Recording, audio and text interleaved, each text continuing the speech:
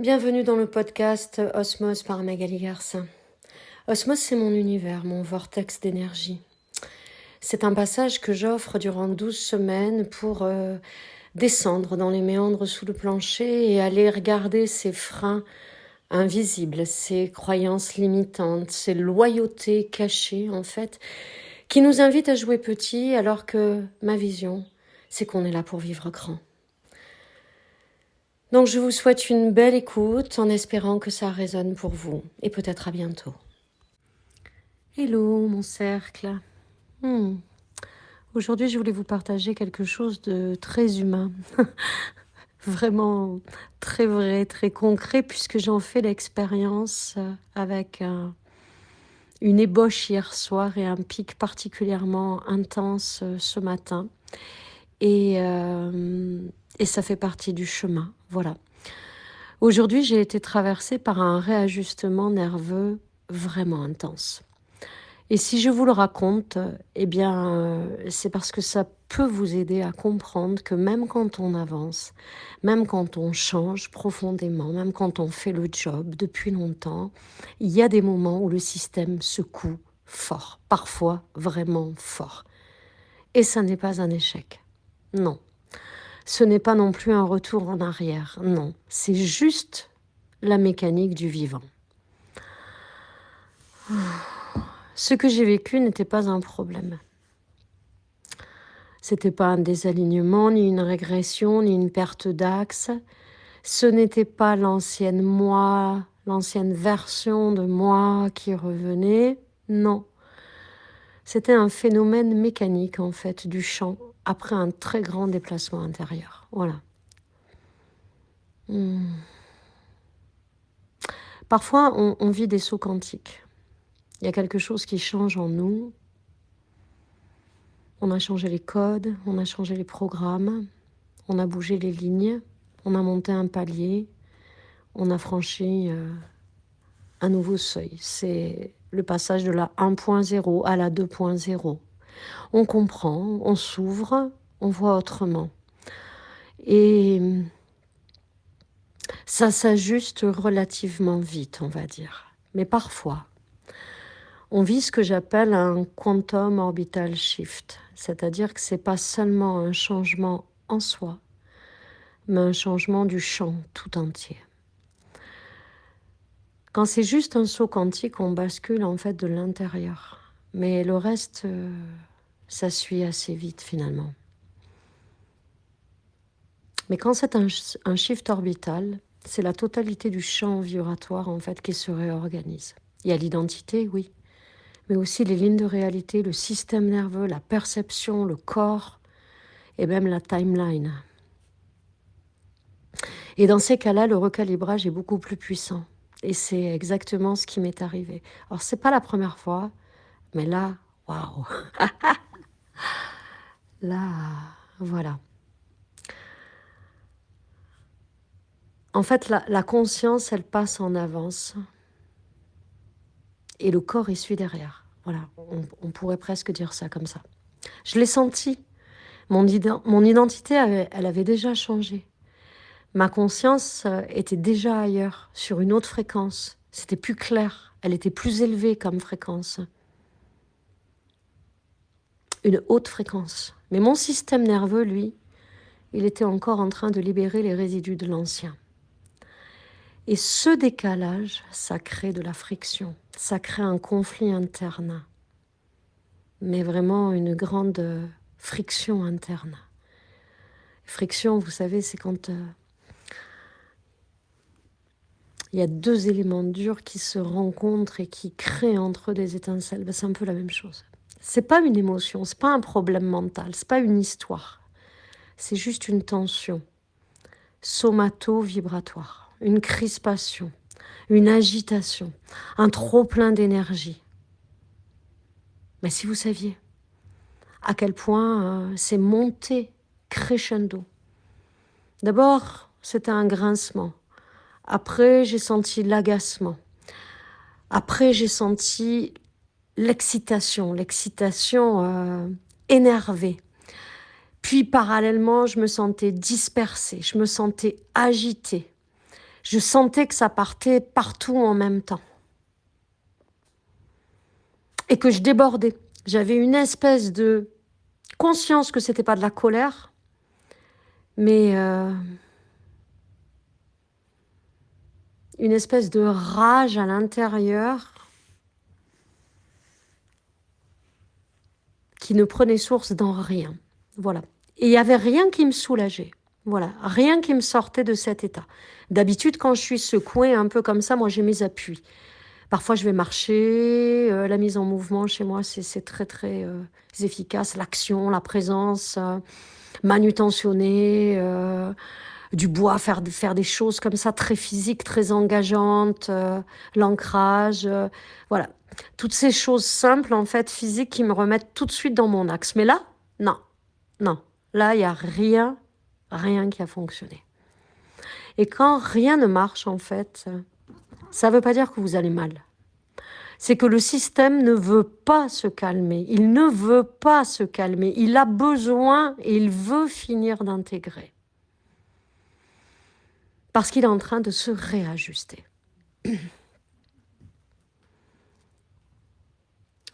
En fait, dans des shifts comme ça, il y a toujours plusieurs étapes. D'abord, ça s'ouvre. Après, il y a l'expansion. Puis, il y a la bascule identitaire. Hein. C'est là où a le lieu le shift à proprement parler. Et puis, il y a le réajustement du système nerveux avant la stabilisation. Et j'ai presque envie de dire, et la nouvelle respiration, quoi. Ah, voilà. C'est vraiment comme la vague, en fait. La vague qui monte et la vague qui redescend. Et en fait, le réajustement du système nerveux, c'est vraiment l'état le plus inconfortable, le plus désagréable. Et plus le shift est grand, plus ces phases, en fait, sont particulièrement manifestes. Voilà. Et donc, cette phase de réajustement du système nerveux, c'est vraiment la plus désagréable. Elle ressemble un peu à « je suis crispée, je supporte rien, je sens en moi une espèce d'envie de tout casser, je ne sais même pas pourquoi, je suis impatiente, il y a tout qui m'emmerde, et j'arrive pas à me poser surtout. Quoi que je fasse, je n'arrive pas à tarir ça. » Mais c'est pas un bug, voilà. C'est pas un bug du tout. En fait, c'est l'ancien champ qui se disloque. Voilà. C'est un effritement. Et ce que j'ai dû faire, c'est vraiment rien, en fait. Vraiment rien. À un moment donné, j'ai senti, je ne peux rien faire de logique, de cohérent. Je ne peux rien décider, je ne peux rien créer, je ne peux rien produire. La seule chose juste, c'était laisser le système nerveux finir la vague.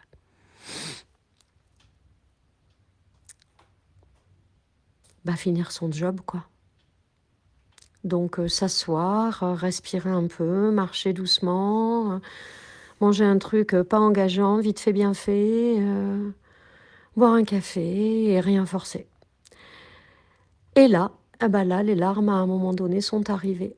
Les larmes sans raison. D'abord, la boule dans la gorge. Et ça, quelque part, c'est bon signe. Ça veut dire que, il y a une libération, même si elle est non verbale, qui se manifeste dans ce centre de la gorge, qui est le centre de la communication. Ça veut dire qu'on a connecté, en fait, les pods entre eux, et que la connexion est à nouveau rétablie. Bon, c'est pas confort. Tout ça, c'est pas confort de toute façon. C'est clair. Mais la boule au fond de la gorge, dans ces cas-là, c'est ça. Et puis les larmes qui arrivent, sans raison, sans déclencheur. Les larmes de la coque, en fait, qui se fissurent et qui craquent. Et c'est toujours le signe que l'intégration commence. C'est pas des larmes de tristesse, hein, non. Mais là encore, comme avec l'émotion de la tristesse, c'est l'appel à la fluidité dans quelque chose qui est trop dense. Alors j'ai fait quoi? J'ai pris une douche. J'ai pris une douche extrêmement chaude, alors que moi je crains terriblement le chaud, la chaleur. Moi j'ai toujours pas la couette d'hiver sur mon lit. Hein. Et j'ai pris une douche plus chaude que jamais. Un peu comme si le feu externe vient dissoudre le feu interne. Vraiment. Et ça a marché. de me poser, de ne rien faire, de me laisser aller dans les pleurs, de rien chercher, de rien forcer, de rien décider, de rien créer, de rien entreprendre. Rien. Le rien salvateur et la douche qui lave. Voilà. Et en sortant de la douche, même si j'étais pas encore totalement bien dans mes baskets, on va dire, j'étais nettement moins contractée et ça a suffi pour que la douceur revienne, pour que le calme revienne, pour que je rentre à la maison, petit à petit, sans effort. Voilà. Alors, ce que je veux que vous entendiez dans ce partage, et il est là mon objectif, c'est que je n'étais pas en train de perdre pied. J'étais en train de changer de sol. Le corps se débat en fait quand le terrain vibratoire change. Puis il se repose, puis il s'aligne, puis il respire à nouveau. Voilà, donc après la vague ascendante sur plusieurs jours, sur une semaine là,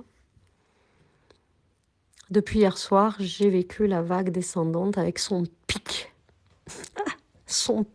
de chute dans l'angle, vous voyez, quand il y a beaucoup de dénivelé, c'est un peu ça. Voilà. J'ai vécu donc la vague descendante et une remontée d'après-crash qui vient avec la remontée du champ. Donc maintenant, une clarté neuve, une stabilité retrouvée, une présence plus dense, un système nerveux qui s'est remis à zéro, en fait, un peu comme un reset. Une parole plus posée, un axe clair, stable, renforcé. Voilà.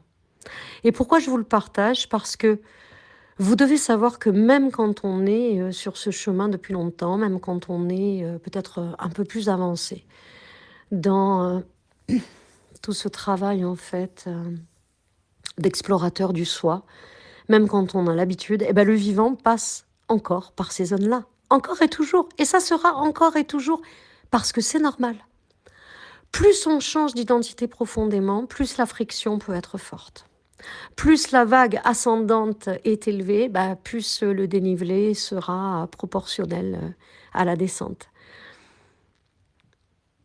Et la voir chez moi, j'espère, vraiment, du fond de mon cœur, que ça permet d'enlever une couche de honte, de pression, ou l'idée que vous devriez être au-dessus de ça, si ça vous arrive, quand ça va vous arriver, parce que ça vous arrivera, parce que vous êtes en chemin pour ça. Et il n'y a pas de honte, de pression, ou d'avoir la sensation qu'on fait mal les choses, ou qu'on régresse, ou qu'on n'est pas bon. Non, c'est humain, c'est vibratoire, c'est normal.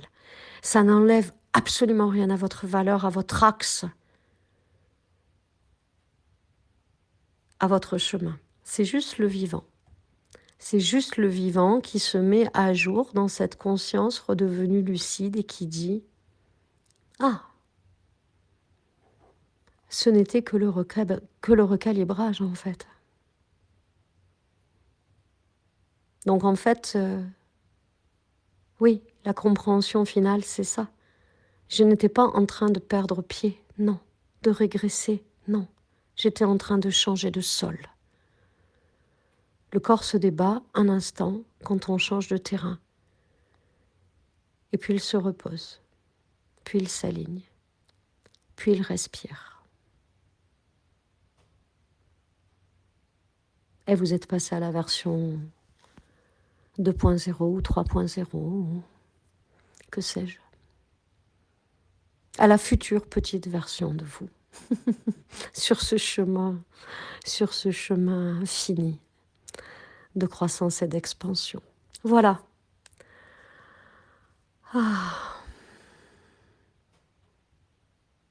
Alors quand vous vous sentez down, mettez-vous en off. C'est la plus saine et la plus juste invitation que je puisse vous faire depuis mon expérience. Je vous envoie tout mon amour. Merci d'avoir écouté ce podcast avec nous, les podcasts d'Osmose. Osmose, c'est mon univers, ma vision, ma réalité que je vous partage ici, pour vous permettre d'aller là où vous devez aller, vous autoriser à aller là où vous voulez aller. Et si ça résonne en vous, n'hésitez pas à vous rapprocher de nous.